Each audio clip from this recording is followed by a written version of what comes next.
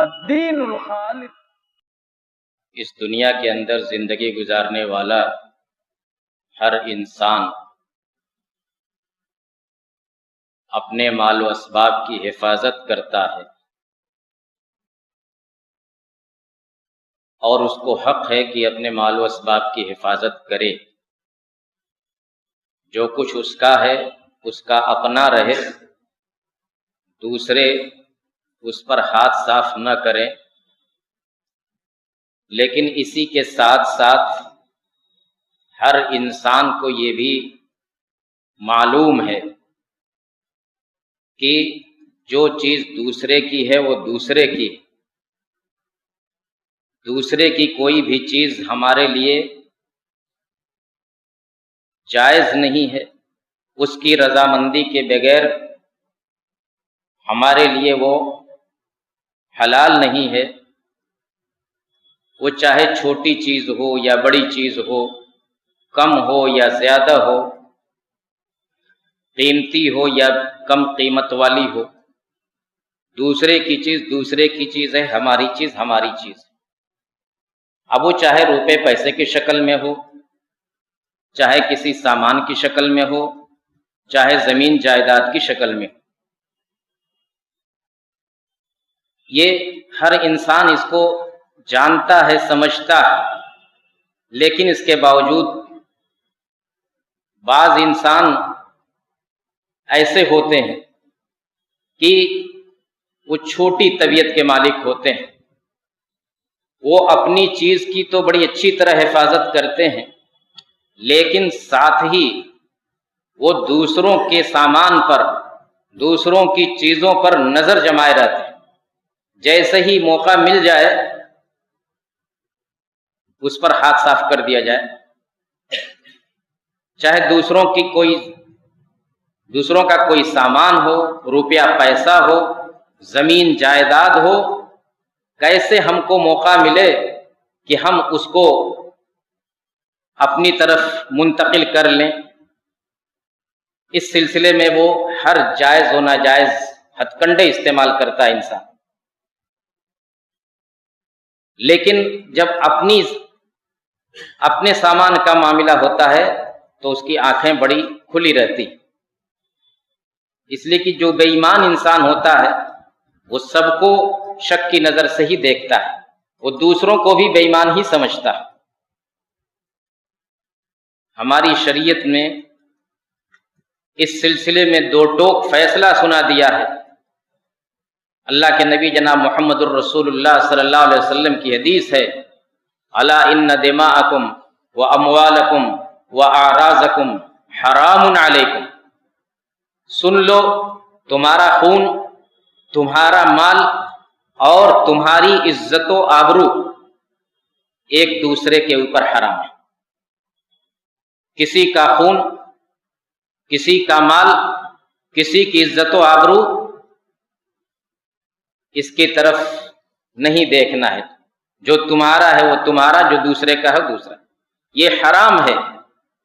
دوسرے کی مرضی کے بغیر اس کو اپنی طرف پھیرنا، اس پر قبضہ جمانا قطعاً درست نہیں۔ زمین جائیداد کے معاملے میں میرے بھائیوں، ہمارے یہاں جو سستی پائی جاتی ہے، یا اس تعلق سے مسئلے کو جس نزاکت کے ساتھ دیکھنا چاہیے، جس اہمیت کی نظر سے دیکھنا چاہیے، ہم نہیں دیکھتے۔ اللہ کے نبی صلی اللہ علیہ وسلم نے یہاں تک فرمایا ہے، من ظلم قید شبر من الارض طوقہ من 7 ارضین، کہ جو شخص کسی دوسرے کی ایک بالشت زمین کو بھی ظلماً لے لے گا تو اس کو قیامت کے دن 7 زمینوں کا طوق پہنایا جائے گا۔ زیادہ نہیں، ایکڑ 2 ایکڑ، بسوا 2 بسوا زمین نہیں، کتنی؟ شبرم من الارض، ایک بالشت زمین بھی کسی کی ناحق لے لیتا ہے، ظلمن لے لیتا ہے، تو قیامت کے دن اس کو اتنا سخت اس کی سزا ملے گی کہ یہ ساتوں زمین جو ہے، ساتوں زمین کا طوق بنا کر کے اس کے گلے میں ڈال دیا جائے گا۔ کتنی سخت سزا اس کے لیے مقرر کی گئی ہے۔ اس لیے ہر انسان کو اپنی عاقبت کو بچانے کی کوشش کرنی چاہیے۔ ہر انسان کو اس دنیا کے اندر ایک محتاط زندگی گزارنی چاہیے۔ اللہ تعالیٰ نے اس کو جو کچھ دیا ہے، حلال کمائی جو کماتا ہے، اسی پر وہ اکتفا کرے اور اپنی عاقبت محفوظ رکھے۔ ایک حدیث میں اللہ کے نبی صلی اللہ علیہ وسلم نے فرمایا کہ جو شخص کسی اپنے مسلمان بھائی کا کوئی حق اپنی جھوٹی قسم کے ذریعے ہڑپ لیتا ہے، لے لیتا ہے، تو اللہ تعالیٰ اس کے لیے جہنم کو واجب کر دیتا ہے اور جنت کو حرام قرار دیتا ہے، جنت کو حرام قرار دیتا ہے۔ جو شخص اپنے کسی مسلمان بھائی کی کسی بھی چیز کو بے یمینی ہی، بسا اوقات قسم کھا لیتا ہے وہ، اور وہ قسم جھوٹی ہے، لیکن صرف اس چیز کو ہڑپنے کے لیے، اس چیز کو دوسرے کی چیز کو اپنی بنانے کے لیے وہ جھوٹی قسم تک کا بھی سہارا لے لیتا ہے، تو اس کے لیے اتنی سخت وعید کہ فَإِنَّمَا أَوْجَبَ اللَّهُ لَهُ النَّارَ وَحَرَّمَ عَلَيْهِ الْجَنَّةَ، اللہ تعالیٰ اس کے لیے جہنم کو واجب کر دیتا ہے اور جنت کو حرام قرار دیتا ہے۔ ایک صحابی نے پوچھا وَإِنْ كَانَ شَيْئًا يَسِيرًا یا رسول اللہ کے رسول، اگر معمولی چیز ہو تب بھی ایسا ہوگا؟ اگر کسی نے اپنے دوسرے بھائی کی کوئی معمولی چیز بھی لے لی اس کی رضامندی کے بغیر، ناجائز طریقے پر، تو اس کا بھی یہ انجام ہوگا؟ آپ نے کہا کہ وَإِنْ قَضِيبًا مِّنْ أَرَاكَ، اگر پیلو کے درخت کی ایک شاخ، ایک لکڑی بھی لیا ہے دوسرے کی، تو اس کا بھی انجام ہے۔ اراک کہتے ہیں پیلو کا درخت جس کی مسواک بنائی جاتی ہے، تو اس کی لکڑی بھی اگر دوسرے کی ہے، سوچئے کہ لکڑی، مسواک، اس کی کیا حیثیت ہے، اس کی کیا قیمت ہے، لیکن اگر وہ دوسرے کی ہے تو دوسرے کی ہے، اگر بغیر اس کی مرضی کے، بغیر اس کی اجازت کے کسی نے اس کو اپنا بنا لیا تو اس کا بھی انجام ہے۔ کبھی کبھی انسان یہ سوچتا ہے زمین جائیداد کے بارے میں کہ ہم نے تو اس زمین کو، اس جائیداد کو مقدمہ لڑ کے حاصل کیا ہے، عدالت کے ذریعے حاصل کیا ہے، لہذا اب یہ زمین تو ہر حال میں ہماری ہو گئی۔ وہ جانتا ہے کہ اصلاً ہماری نہیں تھی، لیکن وہ کسی طریقے سے عدالت وغیرہ کے ذریعے یا پنچ وغیرہ کو اپنے فیور میں کر کے اس زمین پر قبضہ کر لیتا ہے یا اس سامان پر قبضہ کر لیتا ہے،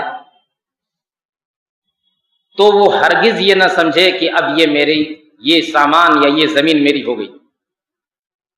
بھلے عدالت نے دے دیا، اس کو پنچ نے اس کو دے دیا،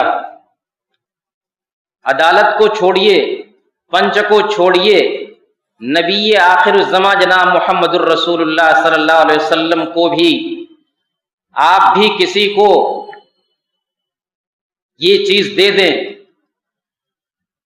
حالانکہ وہ چیز اس کی نہیں ہے، تو اس کی نہیں ہوگی۔ نبی بھی دے گا تو نہیں ہوگی۔ یہ میں نہیں کہہ رہا، یہ خود نبی کہہ رہا ہے۔ اللہ کے نبی صلی اللہ علیہ وسلم، بخاری مسلم کی حدیث ہے، آپ ارشاد فرماتے ہیں کہ انما انا بشر مثلکم، لوگوں کان کھول کر کے سن لو، میں بھی تم جیسا انسان ہوں، وانتم تختصمون الی، تم لوگ میرے پاس اپنے جھگڑے لے کر کے آتے ہو، ولعل بعضکم ان یکون الحن بحجتہ من بعض، اور ہو سکتا ہے کہ تم میں کا بعض اپنی دلیل پیش کرنے میں، اپنے حق میں بات کرنے کے سلسلے میں دوسرے کے مقابلے میں ذرا تیز ہو، وہ چرب زبان ہو اور اپنی بات کو اس طرح سے پیش کر دے کہ سننے والا اس کے فیور میں ہو جائے۔ وَلَعَلَّ بَعْضَكُمْ أَن يَكُونَ أَلْحَنَ بِحُجَّتِهِ مِن بَعْضٍ فَأَقْضِي لَهُ بِنَحْوِ مَا أَسْمَعُ، اور پھر اس کے بعد میں اس کی بات سن کر کے اس کے حق میں کوئی فیصلہ کر دوں، اس کے حق میں فیصلہ دے دوں کہ ہاں یہ سامان تمہارا ہے، یہ زمین تمہاری ہے۔ آپ فرماتے ہیں کہ فَمَنْ قَضَيْتُ لَهُ بِحَقِّ أَخِيهِ فَإِنَّمَا قَضَيْتُ لَهُ بِقِطْعَةٍ مِّنَ النَّارِ،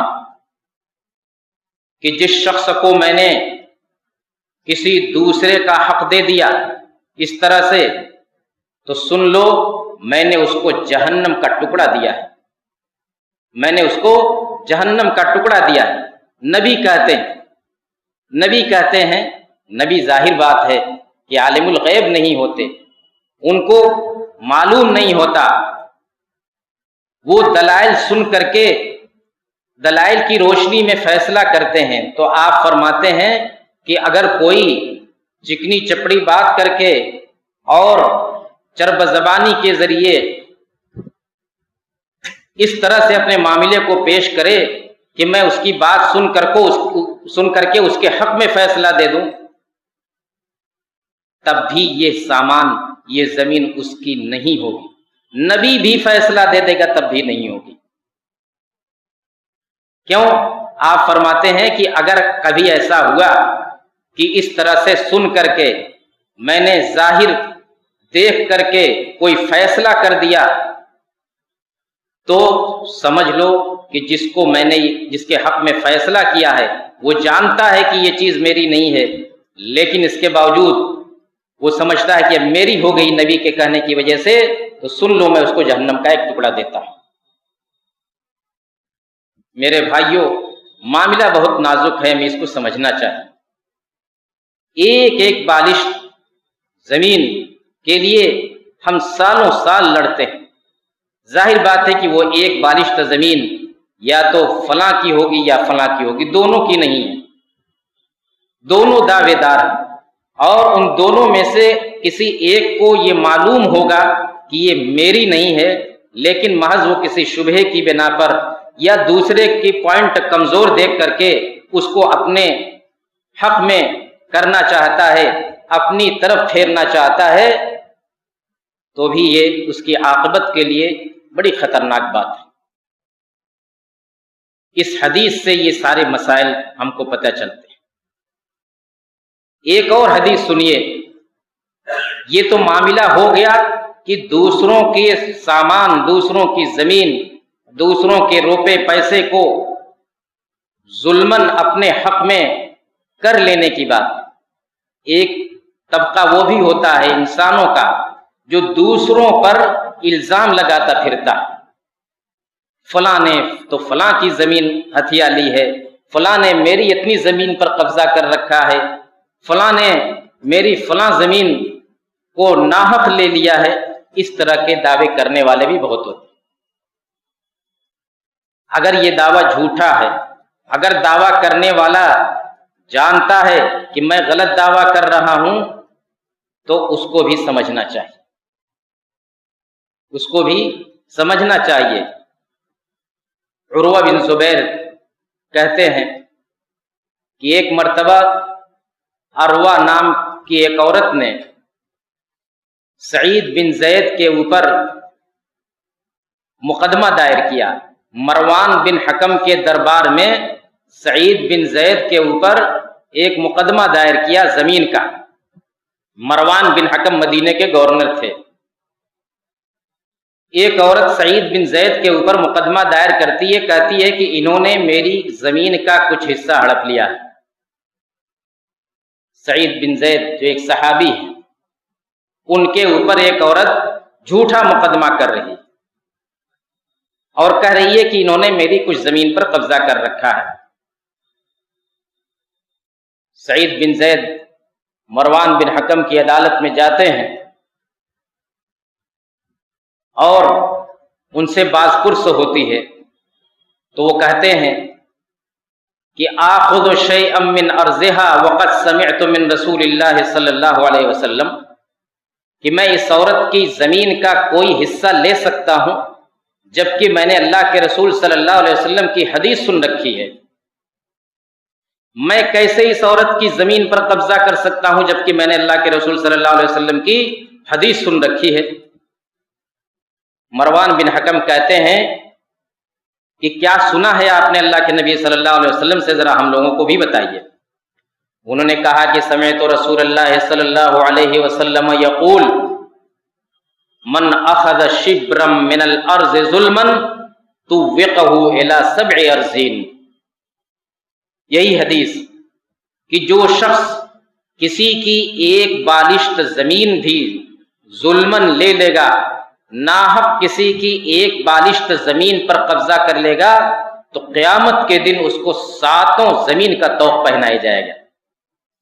یہ حدیث میں نے اللہ کے رسول سے سن رکھی ہے، اس حدیث کو سننے کے بعد بھی میری یہ جرأت ہو سکتی ہے کہ میں کسی کی زمین پر قبضہ کروں؟ مروان بن حکم کہتے ہیں لا اسألک بینۃ بعد ھذا، اب اس کے بعد میں آپ سے کوئی دلیل نہیں مانگوں گا۔ آپ نے اللہ کے رسول کی حدیث سنائی، اور یہ حدیث بخاری اور مسلم کی ہے، آپ نے اللہ کے رسول صلی اللہ علیہ وسلم کی حدیث سنائی ہے، اب اس حدیث کے بعد میں آپ سے کوئی اور دلیل نہیں مانگوں گا۔ آج اس طرح کے موقع پر، اس طرح کے اختلافات پر جب کسی سے کہا جاتا ہے کہ یہ شریعت کا فیصلہ ہے، یہ اللہ کے رسول کی حدیث ہے، تو بعض لوگ یہاں تک کہہ دیتے ہیں کہ میں شریعت کو نہیں مانتا، چھوڑو میں حدیث کو نہیں مانتا۔ کتنی جرأت کی بات ہے! وہ لوگ تھے صرف حدیث سنا دیا، کہا کہ اب اس کے بعد کسی گواہی کی ضرورت نہیں، اس کے بعد کسی دلیل کی ضرورت نہیں ہے۔ انسان کا یہ کہنا کہ میں شریعت کو نہیں مانتا، میں حدیث کو نہیں مانتا، اسی شریعت کو ماننے کی وجہ سے تم مسلمان کہلاتے ہو۔ جب تم نے یہ کہہ دیا کہ میں شریعت کو نہیں مانتا، تو تم ہی فیصلہ کر لو کہ تم مسلمان رہ گئے کہ نہیں رہ گئے۔ شریعت کو ماننے کی وجہ سے تم مسلمان تھے، شریعت کو ماننے کی وجہ سے تم کو مسلمان کہا جاتا تھا، تم نے اپنی ہی زبان سے کہہ دیا کہ میں شریعت کو نہیں مانتا، تو تم کو کیسے مسلمان مانا جا سکتا؟ دین کا سودا کر دیتا ہے انسان بڑی آسانی کے ساتھ۔ وہ سمجھتا نہیں کہ میں ایک چند گز زمین حاصل کرنے کے لیے یا چند سکوں کو حاصل کرنے کے لیے وہ بات اپنی زبان سے نکالتا ہوں جس بات کی وجہ سے میں کلی طور پر اپنے دین سے مرتد ہو جاتا ہوں۔ یہ کہنا کہ شریعت کو میں نہیں مانتا، حدیث کو نہیں مانتا، اس کے علاوہ کفر اور کس چیز کا نام ہے میرے بھائیو؟ تو مروان بن حکم کہتے کہ اب اس حدیث کو سننے کے بعد میں آپ سے کوئی دلیل نہیں مانگوں، معاملہ ختم ہو گیا، مقدمہ اٹھا لیا گیا۔ لیکن سعید بن زید کو جو تکلیف پہنچی تھی اس مقدمے سے، انہوں نے اس عورت کو بد دعا دے دی، کہا کہ اللہم ان کانت کاذبۃ فاعمی بصرہا واقتلھا فی ارضھا، اے اللہ اگر یہ عورت جھوٹی ہے تو اس کو تو اس کی بینائی چھین لے اور اس کو اسی کی زمین میں موت دے دے۔ یہ بد دعا دی۔ راوی کہتے ہیں کہ میں نے دیکھا بعد میں کہ یہ عورت اس کی بینائی چلی گئی۔ یہ عورت دیوار پکڑ پکڑ کر کے چلتی تھی اور کہتی تھی کہ اصابتنی دعوت سعید، سعید بن زید کی بد دعا مجھ کو لگ گئی۔ اللہ کے نبی نے فرمایا اتق دعوت المظلوم، مظلوم کی بد دعا سے بچو۔ مظلوم کی بد دعا سیدھے عرشت پر جاتی، مظلوم کی بد دعا سے بچو۔ اس عورت کو مظلوم کی بد دعا لگی، نابینا ہو گئی، آنکھ اس کی چلی گئی، ختم ہو گئی، بینائی ختم ہو گئی۔ اور یہی نہیں، راوی کہتے ہیں کہ اسی زمین میں وہ چل رہی تھی جس زمین کے سلسلے میں اس نے سعید بن زید سے لڑائی کی تھی، اسی زمین میں ایک کنویں میں گر کر کے وہ مر گئی۔ تو یہ ہماری شریعت کے اندر میرے بھائیوں بڑی صفائی کے ساتھ یہ سارے مسائل ہم کو بتا دیے گئے، لیکن اس کے باوجود بھی اگر ہم اپنی ضمیر کا سودا کر کے، اپنے دین ایمان کا سودا کر کے اس طرح کی چیزوں کو حاصل کرنے کی کوشش کرتے ہیں تو یہ بڑے افسوس کی بات ہے۔ ایک اور واقعہ سنیے، اس سے ہم اندازہ لگا سکتے ہیں کہ ہماری طبیعت اور ہماری چاہت کیا ہے اور دوسروں کی طبیعت اور دوسروں کی چاہت کیا ہو سکتی ہے۔ اللہ کے نبی صلی اللہ علیہ وسلم نے سابقہ قوموں میں کسی قوم کا تذکرہ کرتے ہوئے کہا کہ ایک شخص نے دوسرے شخص سے ایک زمین خریدی۔ زمین خریدنے کے بعد اس شخص کو، خریدنے والے کو، اس زمین میں سونے سے بھرا ہوا ایک گھڑا ملتا ہے۔ وہ گھڑا لے کر کے، سونے کا گھڑا لے کر کے جاتا ہے بیچنے والے کے پاس، کہتا ہے کہ یہ تمہارا سونے کا گھڑا ہے، اس کو تم رکھ لو، میں نے تم سے زمین خریدی تھی، یہ سونے کا گھڑا نہیں خریدا، یہ تمہارا ہے۔ وہ زمین بیچنے والا کہتا ہے کہ میں نے تم کو زمین بیچ دی تھی، زمین میں جو کچھ تھا وہ سب تمہارا ہی ہے، اب اس کو تم ہی رکھو۔ نہ یہ لینے کے لیے تیار ہے نہ وہ لینے کے لیے تیار ہے۔ خریدنے والا کہتا ہے کہ میں نے تم سے زمین خریدی تھی، سونے کا گھڑا نہیں خریدا تھا۔ بیچنے والا کہتا ہے کہ زمین بیچ دیا، زمین میں جو کچھ ہے وہ تمہارا ہے۔ معاملہ یہ ہوا کہ کسی تیسرے کو اس میں فیصل بنایا جائے، کسی تیسرے سے فیصلہ کرایا جائے۔ تیسرے شخص کے پاس یہ لوگ گئے، اس نے پوچھا کہ کیا تم لوگوں کے پاس اولاد ہے؟ ان میں سے ایک نے کہا کہ میرے پاس لڑکا ہے، دوسرے نے کہا کہ میرے پاس لڑکی ہے۔ انہوں نے کہا، اس شخص نے کہا کہ دونوں اس لڑکے لڑکی کی شادی کر دو اور اس شادی پر جو کچھ خرچ ہو اسی میں سے خرچ کرو، باقی کو صدقہ کر دو۔ بخاری اور مسلم کی یہ بھی روایت ہے۔ ایسے لوگ بھی ہیں۔ آج اگر ہم ہوتے تو کتنی خاموشی کے ساتھ سونے کے اس گھڑے کو غائب کر لیتے، اور پھر بیچنے والے کو پتہ چلتا تو کس تیزی سے دوڑ کر کے آتا۔ لیکن انسان احتیاط سے کام لیتا ہے، انسان شک و شبہے کی چیز سے بچتا ہے، حتی الامکان اپنے آپ کو بچاتا ہے۔ اللہ تعالی ہمیں ہر طرح کے برے انجام سے محفوظ رکھے اور ہر معاملے میں صفائی ستھرائی اور حق اور باطل کو پہچاننے اور دونوں کے درمیان فرق کرنے کی توفیق عطا فرمائے، ہر طرح کی حرام چیزوں سے ہم کو محفوظ رکھے، ہماری آخرت محفوظ رکھے۔ وآخر دعوانا ان الحمد للہ رب العالمین۔